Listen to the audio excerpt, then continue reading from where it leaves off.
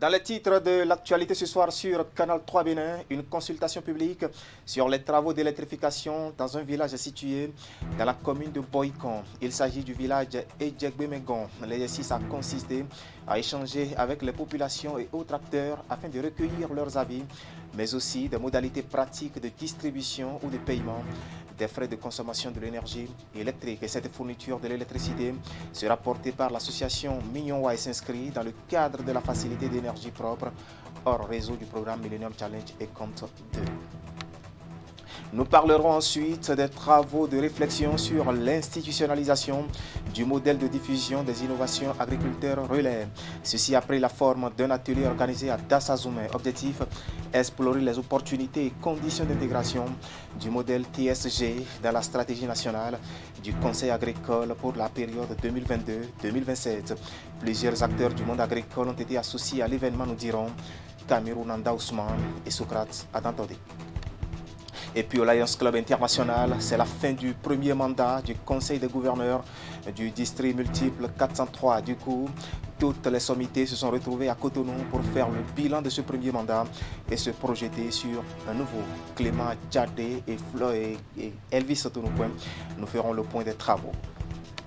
Voilà pour le sommaire. Eh bien, bonsoir et bienvenue à notre grande édition du soir de ce dimanche 21 novembre de l'année 2021. Et pour commencer, nous allons nous rendre dans la commune de Boïkon, le village de Edjegbemegon pour être plus précis. Ici, les populations se sont fait consulter publiquement sur les travaux d'électrification de leur localité. L'exercice a consisté à échanger avec elles afin de recueillir leurs avis et les modalités pratiques de distribution ou de paiement des frais de consommation de l'énergie électrique. Cette fourniture de l'électricité ici sera portée par la société Mignonwa et s'inscrit dans le cadre de la facilité d'énergie propre hors réseau du programme du Millennium Challenge et Compte 2. Au total, 40 villages sont retenus dans tout le Bénin pour bénéficier des investissements. Compte rendu, Imet Hélène Moussou et Georges Vaudonon. L'énergie électrique bientôt disponible pour les populations à Edjegbemegon dans l'arrondissement de Sorokome à Boïkon. Le rêve prend progressivement corps avec ces échanges qui constituent un acte d'une série programmée. Cette consultation publique se déroule sous le contrôle de l'autorité de régulation de l'électricité ARE. La concertation vise à recueillir auprès des populations du secteur privé et des associations des consommateurs leurs avis et opinions quant au coût de distribution de l'électricité dans la localité. La mission de ARE est de veiller au respect des textes législatifs et réglementaires régissant le secteur de l'électricité, de protéger l'intérêt général et de garantir la continuité et la qualité du service, l'équilibre financier du secteur et son développement harmonieux. Non encore desservi par le réseau de courant conventionnel, le village est l'un des 40 retenus pour être électrifié sur le territoire national dans le cadre de la facilité d'énergie propre hors réseau au CEF du Millennium Challenge et Compte 2. Les investissements seront réalisés par la société Mignonwa. À Edjegbemegon, il est prévu un champ solaire fait de panneaux, de groupes électrogènes, de batteries et un réseau de plus de 4,5 km. À cette consultation publique, les différentes catégories de clientèle à satisfaire ainsi que les grilles tarifaires spécifiques ont été exposées. L'entreprise a catégorisé sa clientèle en 5 groupes. Donc le premier groupe, c'est la tranche sociale. Il faudra payer 5 000 une fois pour avoir le compteur. Une fois que le compteur est là, chaque mois, il faudra payer 600 francs CFA, qu'on ait utilisé l'électricité ou pas. Et à chaque kilowattheure qu'on a utilisé, il faut payer 200 francs. Pour la deuxième catégorie, qui est type résidentiel, c'est 10 000 pour avoir le compteur à la maison, 1 000 francs que vous allez payer chaque mois et 282 francs par kilowattheure. Pour la troisième catégorie, le type B, toujours résidentiel, c'est 10 000 pour avoir le compteur, 1 000 francs par mois et 232 francs par kilowattheure utilisé. Les installations initiales sont évaluées à 106 341 592 francs CFA financés en partie par le MCA. Au cours des 20 années d'exploitation, la société Mignonwa injectera également la somme de 25 millions de francs CFA. La présente rencontre revêt un caractère important pour le Conseil national de régulation de l'ARE. Elle lance la consultation publique dans les 39 autres localités des départements des collines du Koufo, du Mono, de l'Ouémé et de l'Atlantique. Voilà, sortir ces localités des ténèbres. De Boïkon, allons dans le département du Koufo, où le préfet est en tournée statutaire. La commune de Koulikamé a été en milieu de semaine la troisième étape de ce périple qui doit l'amener dans les 6 communes relevant de sa juridiction administrative. Une occasion pour Christophe Megbedji d'aller au contact des populations et de jouer surtout son rôle d'assistance conseil auprès des conseils communaux. Reportage, Geoffroy Mentan. Tirés à 4 épingles et avec leur écharpe nouée, le maire et les conseillers communaux de Koulikamé, toutes tendances confondues, accueillent en tête de file le préfet du département du Koufo. À leur suite, les autres corps constitués de cette commune d'environ 130 000 habitants. Christophe Megbedji est en tournée légale annuelle des communes relevant de sa juridiction administrative. Koulikamé qui l'accueille avec ce temps ensoleillé du jeudi 18 novembre 2021 est la troisième étape de cette tournée. Je voudrais, à travers la personne de Monsieur le préfet du Koufo, adresser les sincères remerciements des populations de Koulikamé à son Excellence, Monsieur le Président Patrice Talon, et à tous les membres de son gouvernement pour les multiples et courageuses réformes engagées et les grands chantiers de développement ouverts. Nous adressons nos profondes gratitudes au gouvernement pour avoir retenu la commune de Koulikamé pour bénéficier d'un stade omnisport. Avant Koulikamé, le préfet du Koufo était dans les communes de Toviklen de Dogbo. Ici également, il a eu droit à des remerciements pour son travail d'accompagnement des maires, mais aussi des doléances. Depuis la signature de la convention avec l'Agence nationale d'approvisionnement en eau potable en milieu rural, entrée en vigueur en janvier 2021, il nous a été formellement interdit, et même lors de la dernière conférence budgétaire, d'investir les ressources du FADEC dans ce secteur. L'eau étant vitale et compte tenu de l'état de vétusté avancée de nos addictions d'eau villageoises, je voudrais solliciter votre leadership pour plaider en vue de la réalisation d'une AEV à Lanta, l'acquisition des groupes électrogènes et de pompes pour les AEV de Zouzoukame, d'Akwegbadia, de Lansou-de-Houé, de Yododui, d'Adjahome et d'Aglani. En promettant faire diligence pour transmettre à qui de droit les différentes doléances, le préfet est revenu sur la nécessité pour les communes de revoir leurs copies en matière de mobilisation des ressources propres. Je serai sur le terrain et je vais vous aider à mobiliser les ressources endogènes. Quand les parents demandent qu'on aménage les pistes, qu'on construise les modules de classe, qu'on vienne poser les lampadaires, et quand ils demandent que les ordures puissent être enlevées régulièrement, que l'on lutte contre les différentes sortes de pollution, mais il est souvent difficile de comprendre d'où on doit puiser l'argent. C'est à travers les recettes, à travers les taxes. La réforme de l'administration territoriale, la sécurité et le maintien de l'ordre public étaient également au menu des discussions. Le préfet en a profité pour revenir sur certains arrêtés d'interdiction qu'il a pris récemment. Nous avons pris des arrêtés pour interdire l'accès des mineurs aux lieux de tolérance. Nous avons aussi interdit l'exposition des cercueils aux abords des voies. D'une superficie de 394 km² environ, la commune de Koulikamé est située au sud-ouest du Bénin. Elle compte 51 villages et 10 quartiers de ville répartis dans 9 arrondissements.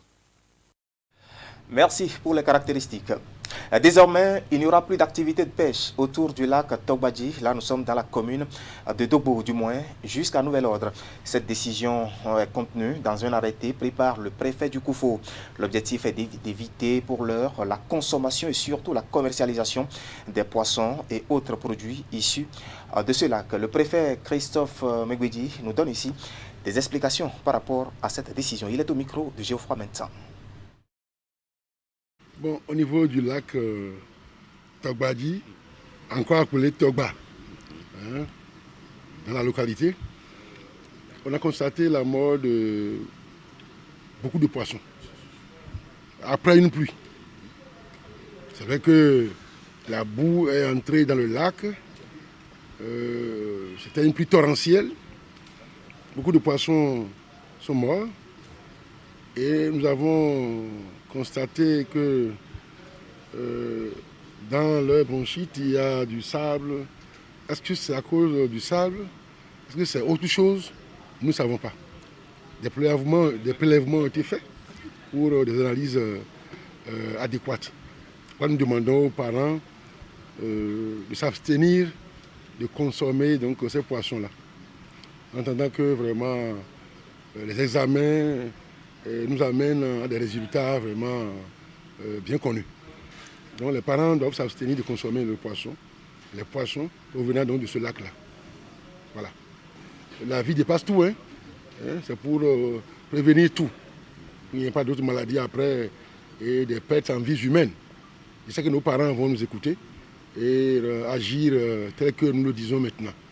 Donc, ne pas commercialiser ces poissons-là, ne pas les consommer. Voilà, c'était Christophe Megwedji, préfet du Koufou. Éducation à présent, avec des établissements privés d'enseignement supérieur qui ont reçu pour certains leur arrêté d'agrément de filière et pour d'autres l'arrêté de création et d'ouverture. C'est à la faveur d'une cérémonie organisée en début de week-end à Cotonou, en présence du ministre de l'Enseignement supérieur et de la Recherche scientifique, Éléonore Yahi-Ladekan en personne. Précision, Teddy Goudalo et Henri Ganti. Plusieurs responsables d'écoles privées d'enseignement supérieur reçoivent ici des mains de leur ministre de tutelle leur arrêté d'agrément de filière. C'est l'aboutissement heureux d'un long processus qui vient donner une existence légale des filières de formation qu'offrent ces établissements privés d'enseignement supérieur au Bénin. Cet arrêté que nous venons de recevoir est un signe d'encouragement et doit faire de nous de vaillants combattants pour la bonne qualité au service de l'enseignement supérieur. J'ai mon attestation, je suis heureux, je suis indirectement agréé, donc j'ai la caution de l'État pour faire mes activités éducationnelles.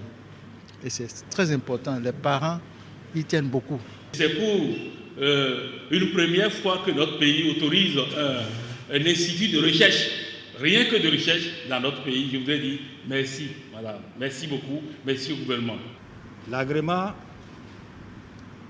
est une distinction qu'on accorde à un EPS pour une filière donnée en termes de qualité ou d'assurance qualité au niveau de cette formation.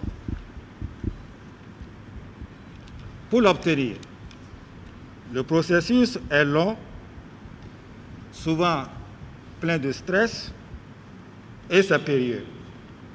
Les écoles privées d'enseignement supérieur récipiendaires représentent la deuxième vague à entrer en possession de ce précieux document. La cérémonie marque également la remise d'arrêtés de création et d'ouverture aux promoteurs de nouveaux établissements.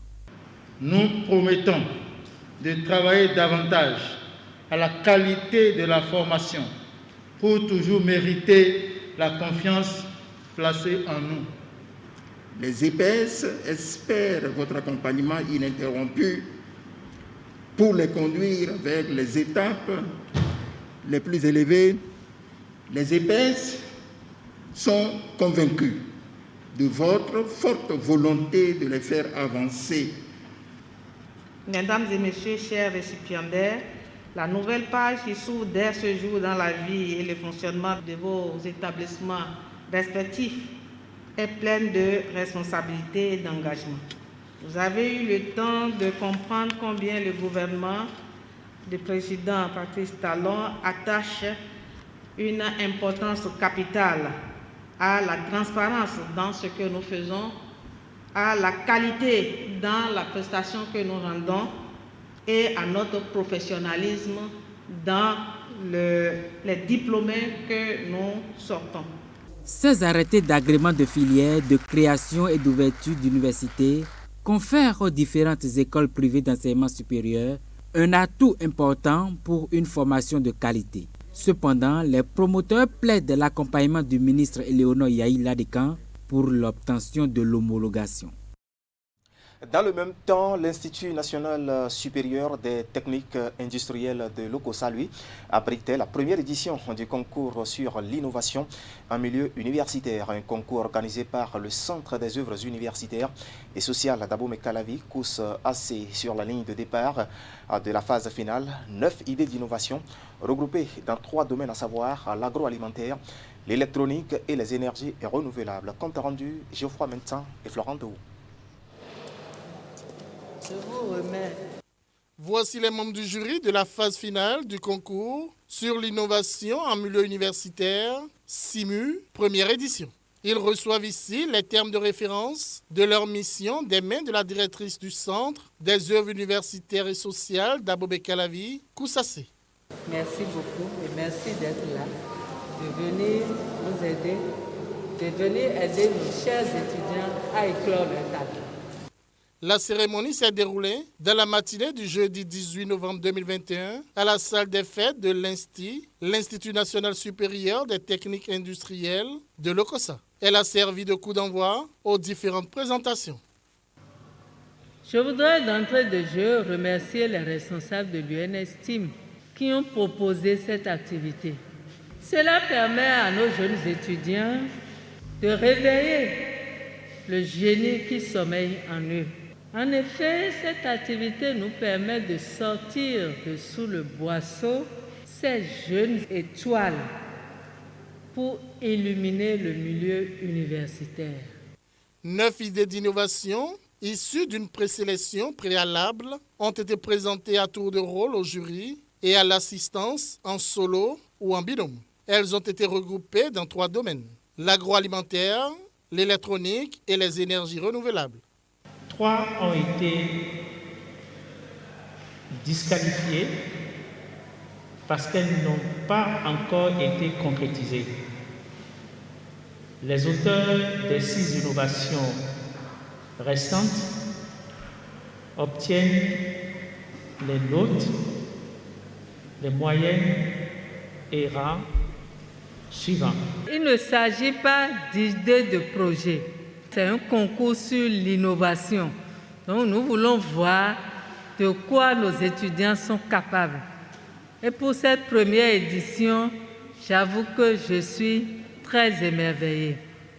Les 3 premiers par catégorie ont été primés. Les premiers ont reçu un ordinateur portatif, dernière génération, les deuxièmes des tablettes et les troisièmes des téléphones portables.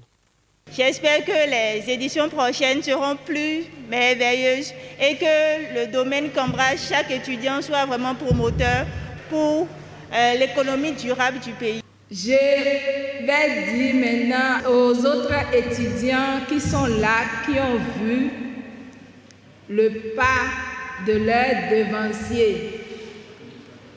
Dans les coulisses, Madame la directrice m'a déjà dit qu'elle va organiser encore plus de concours. Donc, il faut vous préparer pour ramasser tous les prix. Et à l'endroit des lauréats, félicitations à vous. Les innovations qui ont reçu les premiers prix dans chacune des catégories sont whisky à base de céréales locales, maltais dans la catégorie agroalimentaire, réalisation d'un robot intelligent de métrage et de reconnaissance d'objets, piloté par une application mobile dans la catégorie électronique, ainsi que parc de grande puissance à énergie flottante, système houlomotrice pivotante, production et utilisation de l'hydrogène vert et des piles combustibles dans la catégorie énergie renouvelable.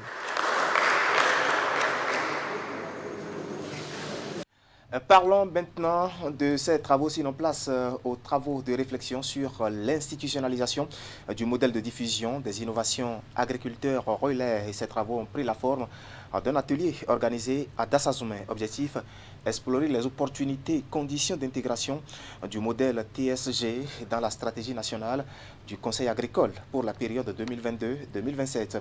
Plusieurs acteurs du monde agricole ont été associés à l'événement. Compte rendu, Cameroun Nanda Ousmane et Socrate Adatode. explorer les opportunités et conditions d'intégration du modèle TSG dans la stratégie nationale du Conseil agricole pour la période 2022-2027. C'est l'objectif de ces travaux de réflexion sur l'institutionnalisation du modèle de diffusion des innovations agriculteurs relais.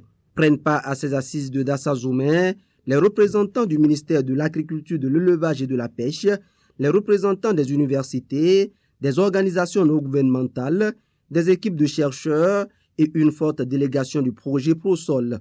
D'ici 2023, l'ambition du projet ProSol est de réhabiliter les grandes superficies dégradées au Bénin. Cette rencontre d'échange permettra aussi d'explorer les opportunités et conditions d'intégration du modèle TSG dans la stratégie nationale du Conseil agricole pour la période 2022-2027. La grande question aussi est comment on peut pérenniser cette approche dans l'avenir. Le modèle de diffusion Temsesiabou Gorado est une approche de partage de connaissances et de compétences entre agriculteurs.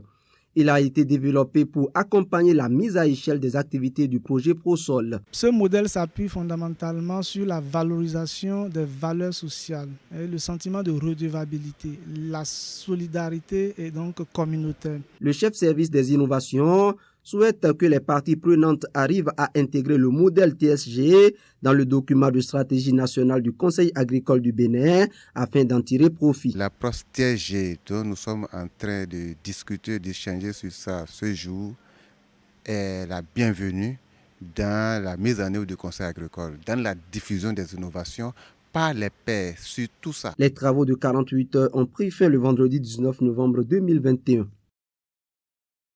Un peu plus au nord, dans le département de l'Atakora, les enfants ont présenté le plaidoyer de leurs droits au préfet. C'est à l'issue d'une cérémonie solennelle qui lance le relais des enfants et des jeunes pour leur plaidoyer.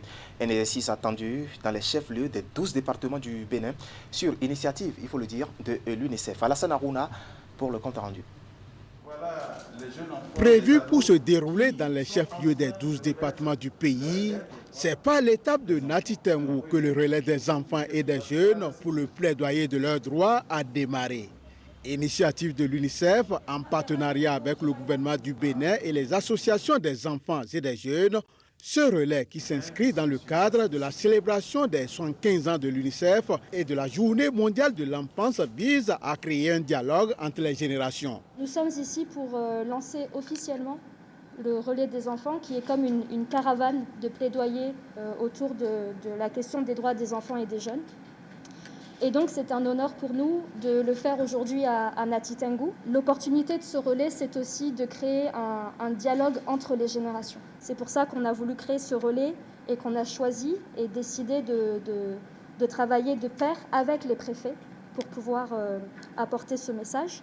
Vous êtes la première des préfets à nous faire cet honneur. Devant l'autorité préfectorale et les représentants de l'UNICEF, la porte-parole des enfants de l'Atakora va présenter son plaidoyer. Nous, enfants de l'Atakora, sommes confrontés à plusieurs problèmes, notamment le respect de notre droit au loisir.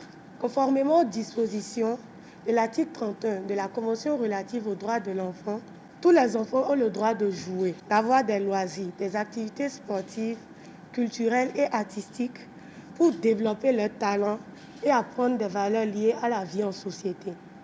Malheureusement, dans le département de l'Atakora, l'accès aux loisirs est très faiblement pris en compte dans des actions de développement. Cette situation ne garantit pas notre plein épanouissement. C'est soucieux de cela que nous, enfants de l'Atakora, venons plaider pour l'installation d'aires de jeu accessibles à tous et respectant des conditions d'égalité. Si les enfants de l'Atakora plaident pour la création d'un cadre propice pour leurs loisirs et leur épanouissement, celle des jeunes, par contre, s'est intéressée à la situation des filles mères, la santé des jeunes face à la consommation de l'alcool frelaté dans l'Atakora et leur formation en entrepreneuriat.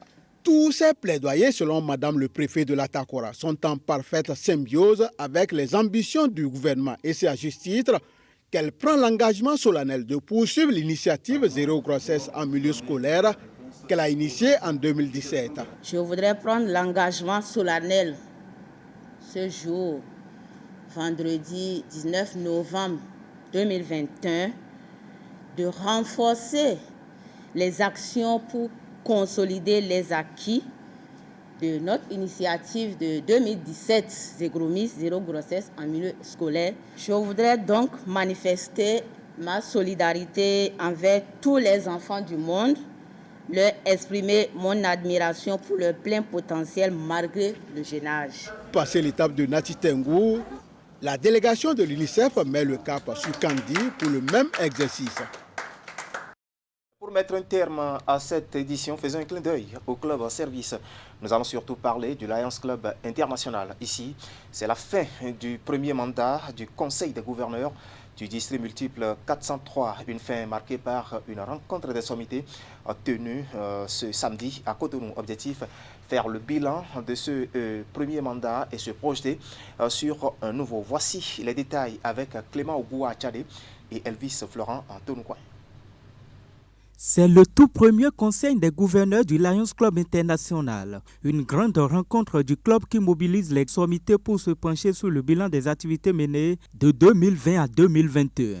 Conformément à la tradition au sein du club, l'honneur est revenu au secrétaire permanent du Conseil des gouverneurs de présenter dans un premier temps le bilan de la période 2019-2020 avant de laisser place à l'immédiat poste président du Conseil pour la présentation du rapport moral et financier de 2020 à 2021. Une première réunion axée sur le bilan du premier trimestre, la présentation des budgets, le quitus de gouverneur sur l'exercice 2020-2021. Aujourd'hui, on fait le point des activités, c'est-à-dire quoi? Où est-ce qu'on en est avec les effectifs, avec les services, les actions que nous faisons envers les plus démunis? Où est-ce qu'on en est avec les subventions? Est-ce qu'on est dans la bonne direction? Au niveau de la formation également, puisque nous faisons beaucoup de formations, disons, pour nos membres, où est-ce qu'on en est? Donc, on est à la première réunion du Conseil. Notre mandat a démarré depuis le 1er juillet et termine au 30 juin de l'année prochaine. Ça fait un an d'exercice. Et également, on fait l'évaluation des gouverneurs qui ont administré le district dans l'exercice passé, pour pouvoir évaluer si on peut leur donner un quitus. Est-ce qu'ils ont bien géré? Est-ce qu'ils ont bien travaillé? Est-ce qu'on peut leur donner, disons, les quitus? Le district multiple 403 qui réunit ici les gouverneurs et qui compte 22 pays a enregistré de belles performances avec à la clé des résultats qui ont impacté les conditions de vie des personnes les plus démunies dans le monde. À cette occasion, les projections budgétaires pour le compte du mandat 2021-2022 ont été présentées et discutées. La première réunion du Conseil des gouverneurs a enfin permis aux membres de faire le point d'étape sur les effectifs, les services et le leadership. Au vu de ces indicateurs, nous avons fait un taux d'accroissement de 9% l'année dernière. Nous avons réalisé des œuvres qui ont impacté plus de 3 millions de personnes et collecté des fonds de l'ordre de 11 milliards et fait des dons de l'ordre de 11 milliards de dollars, millions de dollars au niveau de notre organisation. L'Afrique a été érigée en aire constitutionnelle et c'est le Bénin qui en est le siège. Et le siège sera à Cotonou. Ce sera la porte d'entrée du lionisme international. Cette première réunion du Conseil des gouverneurs du district multiple 403 a été l'occasion pour les coordonnateurs de présenter leur rapport à l'instance dirigeante. Les responsables des commissions, eux, ont présenté au gouverneur le statut, le règlement intérieur, le projet de règlement financier et le manuel de procédure. Les gouverneurs ont enfin mené des discussions sur le suivi et la mise en œuvre des réformes, sans oublier l'organisation des conventions, congrès et forums sur la jeunesse et Léo. Voilà, ainsi va l'actualité ce soir sur Canal 3 Bénin. Toute l'équipe technique et celle de la rédaction qui m'accompagne vous remercie de nous avoir suivis. Ne zappez surtout pas, juste après le générique de fin de ce journal, je vous retrouve pour la revue de presse hebdomadaire. À très vite donc.